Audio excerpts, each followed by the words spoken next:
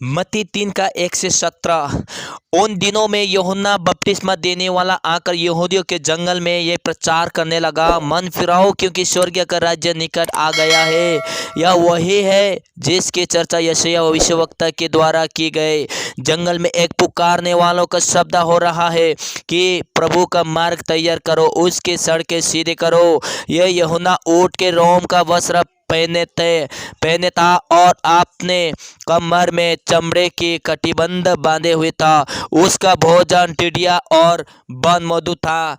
तब यरूशलेम और सारे यहूदियों और यरदन के आसपास के सब स्थानों के लोग उसके पास निकल आए। उन्होंने अपने अपने पापों को मानकर यरदन नदी में उससे बपतिस्मा लिया। जब उसने बहुत से फरीसियों और सदूकियों को बपतिस्मा के लिए अपने पास आते देखा तो उनसे कहा, हे सांप के बच्चों, तुम्हें किसने जाता दिया कि आने वाले क्रोध से भागो।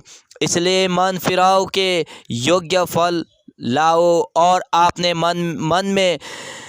अपने मन में ये ना सोचो कि हमारा पिता अब्राहम है, क्योंकि मैं तुमसे कहता हूँ कि परमेश्वर इन पत्थरों से अब्राहम के लिए संतान उत्पन्न कर सकता है।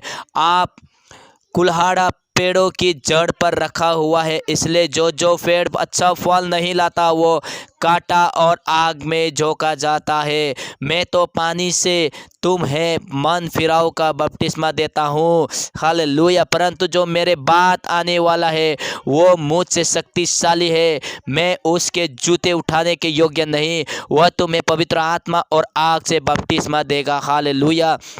उसका सूप उसके हाथ में है और वह अपना खलिहान अच्छी रीति से साफ करेगा और अपने गेहूं को तो खतने में इकट्ठा करेगा, परंतु भूसी को उस आग में जलाएगा जो बुझने की नहीं।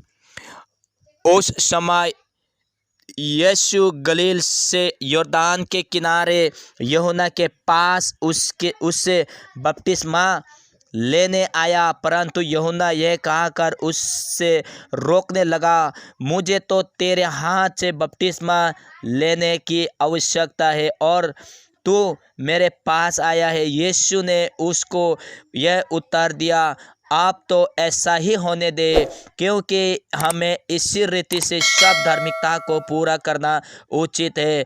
तब उसने उसके बात मान ली। यीशु बपतिस्मा लेकर तुरंत पानी में से ऊपर आया और देखो उसके लिए आकाश खुल गए, हालेलुया।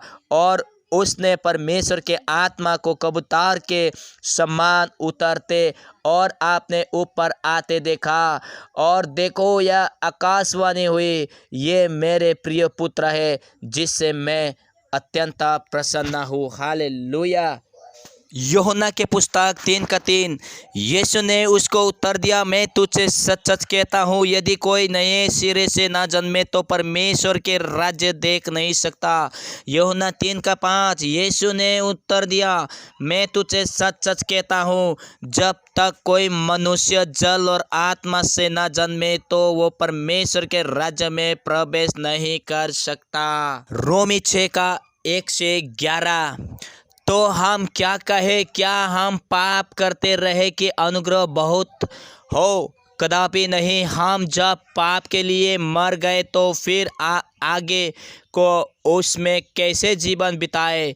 क्या तुम नहीं जानते कि हम सब जिन्होंने मसीह यीशु का बपतिस्मा लिया उसकी मृत्यु का बपतिस्मा लिया, उस मृत्यु का बपतिस्मा पाने से हम उसके साथ गाड़े गए, ताकि जैसे मसीह पिता की महिमा के द्वारा मरे हुओं में से जिलाया गया, वैसे ही हम भी नए जीवन की सी चले।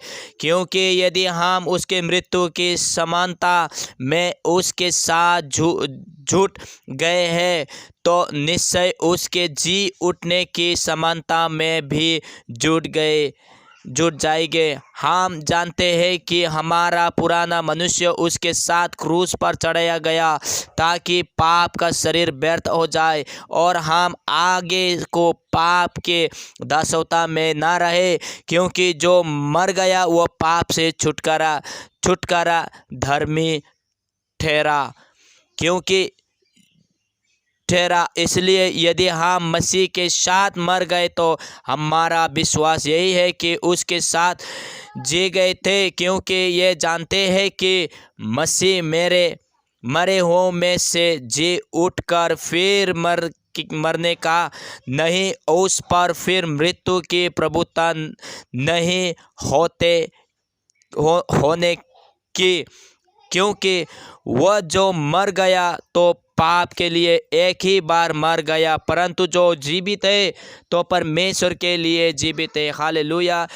ऐसे ही तुम भी आपने आपको पाप के लिए तो मरा, परंतु परमेश्वर के लिए मसीह यीशु के जीवित समझो। हालेलुया। मत्ती के पुस्तक 3:6 उन्होंने अपने अपने पापों को मानकर यरदन नदी में उससे बपतिस्मा लिया।